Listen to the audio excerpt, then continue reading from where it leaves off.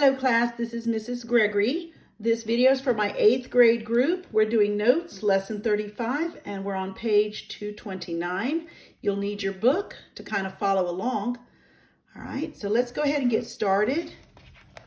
And you need to know that today's lessons we're going to be learning about similar and congruent polygons. All right, so let's get started.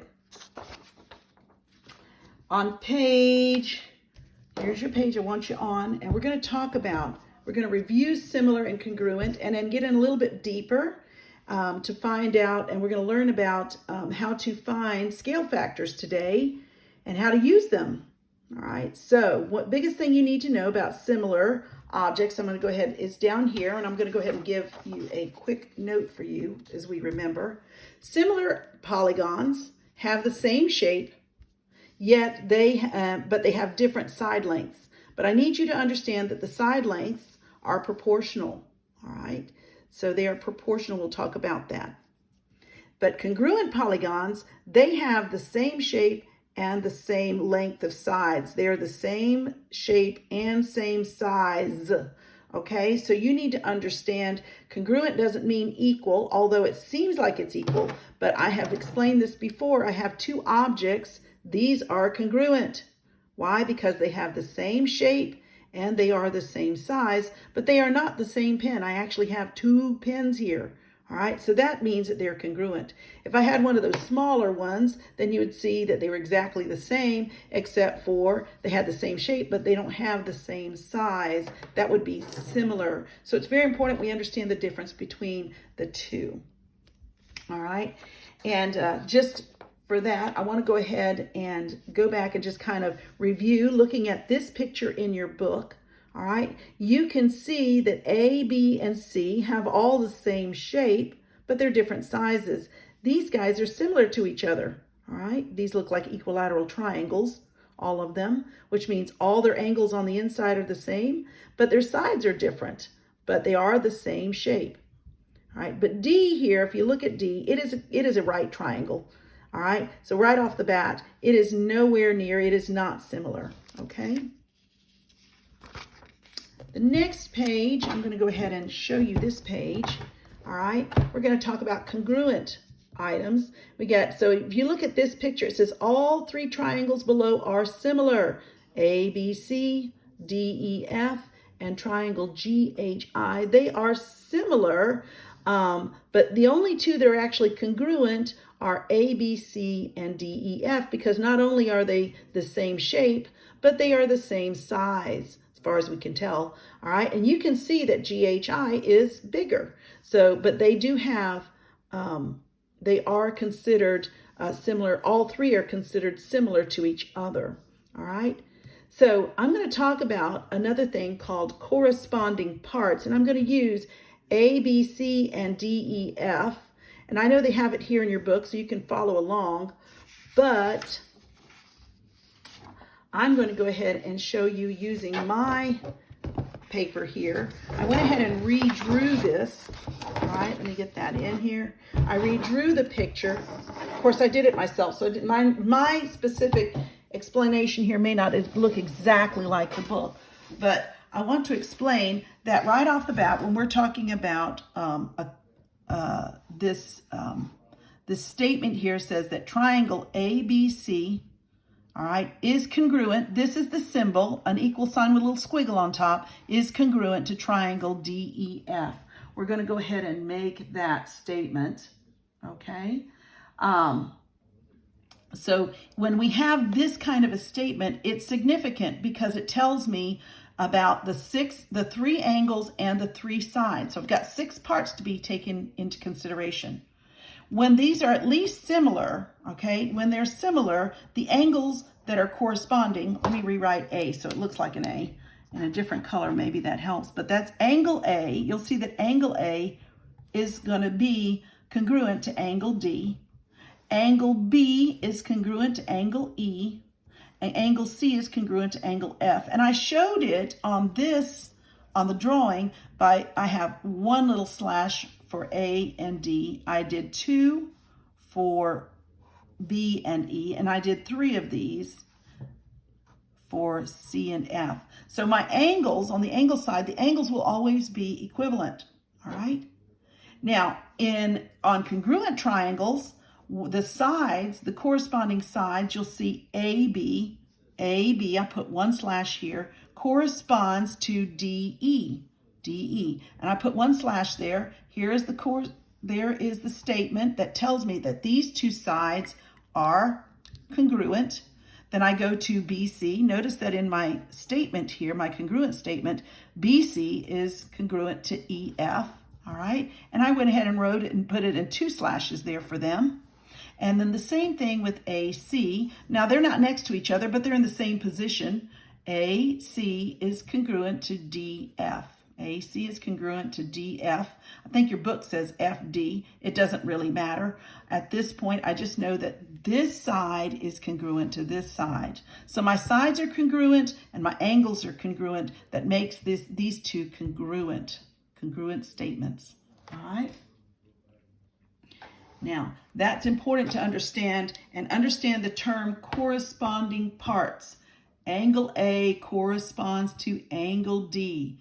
Angle B corresponds to angle E. So remember that and try to understand that idea of corresponding parts, all right?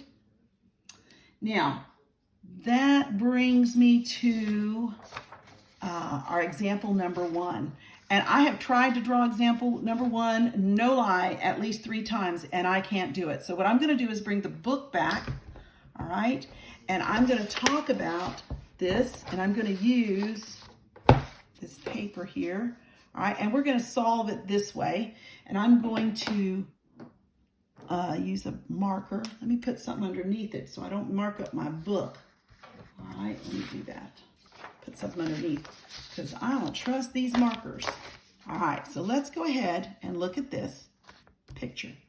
Which two quadrilateral, by the way, is a 4-sided figure, are similar?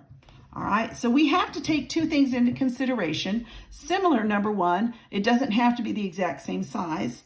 All right, so but the angles all have to be the same. So I'm looking at this, and I'm going to look at A. Angle A, the angles in A are 180, 180. In B, 180, 180, 180. All right, they all go together. They look a lot alike. It's obvious to look at those two and say, those are similar. The angles are the same and in the right place. Now, C is a little different because C starts with 80 to 100. What they've done, if you look at this, 80, 100, all the angles are the same, but they seem like the picture looks a little different. But if you really look carefully, if I were to tilt that 90 degrees in either direction, it would look like one of these. All right, so far C appears to be similar also just looking at the angles. But in D, look at D, 100, 100, 80, 80. The angles, if they were here, are not in the same place. I can just look at the picture though, by the way. This is a trapezoid compared to a parallelogram, right? And I can say D is not. So we can eliminate D out of the picture, okay? So right now, A, B, C, and if I were to do D, I'd be marking that out. Okay, I'm not going to deal with D because it's not even similar. So by the angles, all right, by the angles, A, B, and C, I'm going to write angles, the angle check, A, B, and C all work, all right? Well, we need to do the second check because it's not just by angles, we need to go by sides, all right? So I look at the sides, and one of the things that we need to know is we're going to look to see if the sides, if I can make fractions by the sides, are the sides proportional? And remember, we use the word proportional, which means that they're going to make fractions that are equivalent.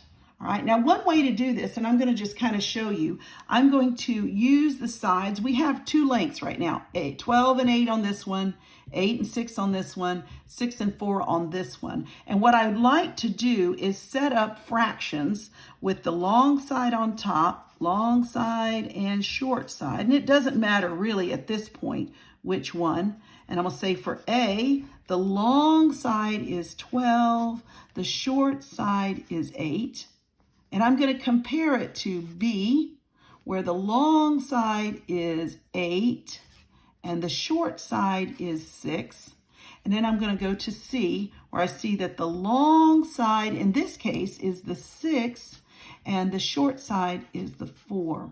All right. There's several ways to determine if these are equivalent fractions, but the easiest way in this one is to just reduce each fraction. Reduce it. And so when I reduce, so I'm going to reduce the fraction, reduce. All right, I'm going to reduce to see if any of these fractions are equivalent fractions.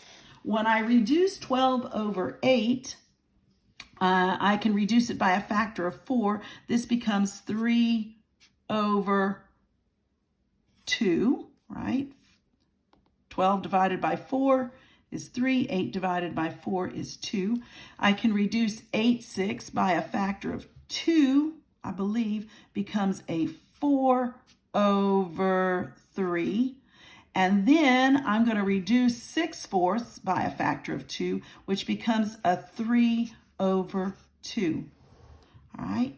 Now, I'm going to look at these and I'm going to say that the equivalent fractions here are figure A and figure C, because 4/3 is not equivalent to 3/2. So when I look at this and they ask me which two are similar, I'm going to say that A and C are similar. All right. That's the best way to do it. You check the angles first, and then you do a sides check. All right. And it doesn't matter if I go short to long or long to short. What I want to do is put the angles or put the side lengths in order. And it has to be the same for each one. Long over short, and then compare my fractions. I can compare them several ways, but in this case, the easiest way was just to reduce them. All right. So there's example number 1. Now, if you don't like my solution, they did the same thing here in example number 1. There's the solution. You might need to read through it. And of course, if you look at those, of course, they did the opposite of me. They did short over long. All right. But you'll find that figure B does not reduce, so it is not similar to A and C. Okay, so their conclusion is the same as mine. All right. All right, let's move on. Okay. Now, the next thing I'm going to look at is I'm going to give you a couple of definitions, and we're going to talk about side triangle similarity. And I think the other one is angle similarity. And I gave a little short thing. I just kind of shortened the definitions. All right. So this is dealing with triangles, side. If I have two triangles and these two triangles have proportional corresponding sides, all right, and go through all the sides and all the sides are proportional to each other, then the triangles are what we call similar. So I don't have to go through all the angles. If I happen to know all three sides and I look at the sides and they're all proportional to each other, then we know that the triangles are similar. All right. The second rule that we have is like angle. If I know that all three of the angles, right, if I know that all three of these angles on a triangle are congruent to all the angles of the other triangle, all right, then the triangles are similar. I know that, all right. That forces the issue. All three angles are equivalent or congruent, then they are similar. And here's the second part of this, all right, which brings in the proportional sides. And with that, we know that their corresponding sides are also proportional, all right? That's an important concept. All right, let's move on, which leads us to example number 2, all right? Let me show you example number 2 in your book, all right? Example number 2 says the triangles are similar, find X. All right, there's a couple of ways to do this, but I'm going to show you. I'll do it on my own. You can always look at your solutions in your book. Let's move that out of the way. Sometimes these things start to get in my way. All right, so I redrew example 2, which I always like for you to do, right? The original problem, and you can summarize it, and then I drew the picture. And what I need to do first, before I do anything, is I'm going to go ahead and say that this side corresponds with this side corresponds with this side, and this hypotenuse, by the way, some of you remember, that looks like a 90-degree angle. I'm assuming that those are hypotenuses. Those correspond, all right? So because these are similar, that tells me that the sides on this triangle are proportional to the sides on this side, in this triangle. I'm going to give you a little bit more. There's a couple of ways to do this, but right off the bat, I'm going to show you the fraction way, all right? So what I'm going to do is do proportional sides. I'm going to say 3 inches over 4 inches, whoops, inches, that's an N, all right, is equal to, I'm going to go to a different pen. That one's very thick, all right? And that is equal to 3 inches corresponds to X. So I'm going to put X here. And the 4 inches corresponds to the 12, all right, inches. And these are all in inches, all right? Now I've got it set up nice and neat, and this is set up as proportions. And we've already learned, I believe, how to solve these kind of fractions, all right? Now there's 2 ways, and the easiest way for this one is to say, look at 4 and 12, and I can say, how do I get from 4 to 12? What's the easiest way? What I do is I can multiply by 3. If I multiplied by 3 the denominator, then to make this an equivalent fraction, all I have to do is multiply the top by 3 also, and we find that X is equal to 3 times 3, which is equal to 9 inches, all right? So there's the final answer on that, all right? Let me make sure. So it turns out that 3/4 is equal to 9/12. I can look at those. If I reduce this fraction, guess what? It becomes 3/4 also. So there's my check. And I'm going to tell you that this is equal to 9 inches. All right. Now, this was nice and easy this way, but a second way to look at this would be to say, I can use cross products. So I'm going to look at the cross product way, because some of you remember that. And if not, I'm going to reteach this. All right, if I have 3/4 and I say it's equal to X over 12, and I have told you that these are proportional fractions, which means they're equivalent, I can do what we call cross products, which means I can multiply these two, X times 4, I'm going to say 4x, 4 times x is equal to 3 times 12. All right, so when I do that, I can just go ahead and say 4 times x is equal to 36. All right, so when we do this, one of the things that comes out is that we remember that 4 times what equals 36. You can look at it that way. That's easy. Or you can say, well, I don't want 4 x's, I only want 1. So I'm going to go ahead and divide this side by 4. And if I divide one side by 4, I have to divide the other side by 4. And guess what? It turns out that x is equal to 9 inches. All right, so that's another way of doing it. This is the algebra way of doing it. And since y'all are in pre-algebra, I wanted to give that to you. All right, this is another way. You don't have to use algebra in this one. You can pretty much look at it and say, well, I see that whatever I change, I got to do the numerator and the denominator in the same way, which we still end up with the same answer with both methods. Okay. All right. Let me go ahead and put this away. I want to go ahead and talk to you about something called a scale factor. All right.